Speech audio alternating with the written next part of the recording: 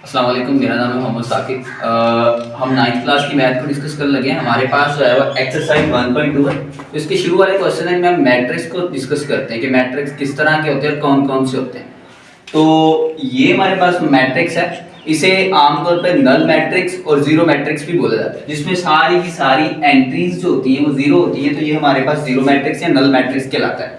Same to same तो ये भी जो है ना, जैसे ये नल मैट्रिक्स है, ठीक है, तो ये भी नल मैट्रिक्स कहलाएगा। इसमें एक एंट्री है वो एक एक जीरो है, तो ये भी हमारे पास नल मैट्रिक्स ही कहलाए।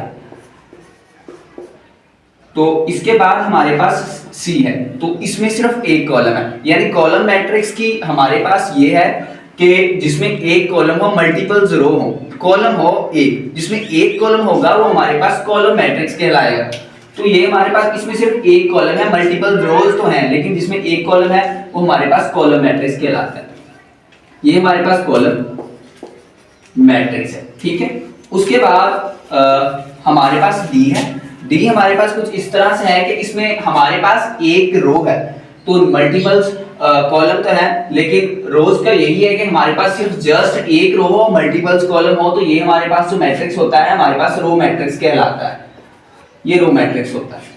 उसके बाद ये तो हम छोटी क्लास से पढ़ते आ रहे हैं, आइडेंटिटी मैट्रिक्स होता है, जिसमें ये वाली एंट्री सेम होती हैं और ये वाली एंट्रीज जो होती हैं वो जीरो होती है, ठीक है।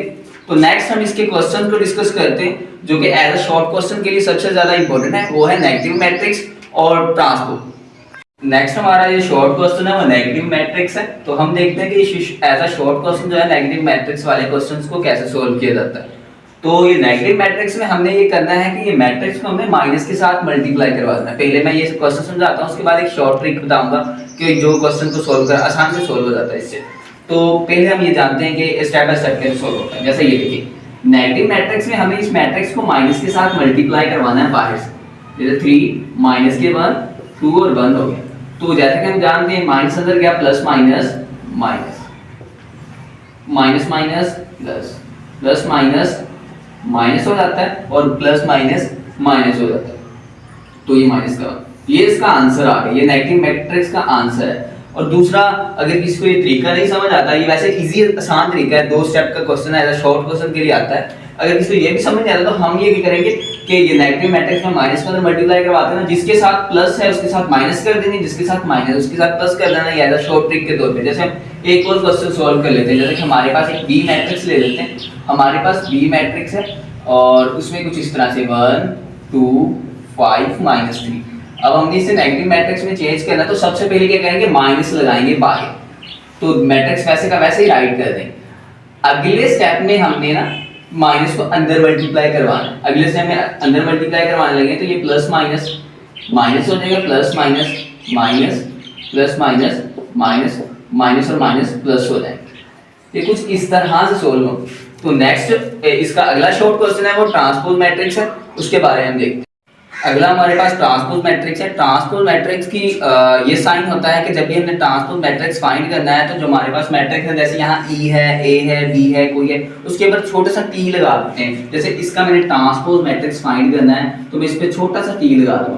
ट्रांसपोज मैट्रिक्स में हमने क्या करना है, जो हमारे पास कॉलम होते हैं उसमें हमने रो में चेंज करना है। जैसे हमारे पास ये पहला कॉलम है, पहले नंबर पे हमने इसे पहले नंबर पे ही रो में चेंज कर देना है, पहला कॉलम।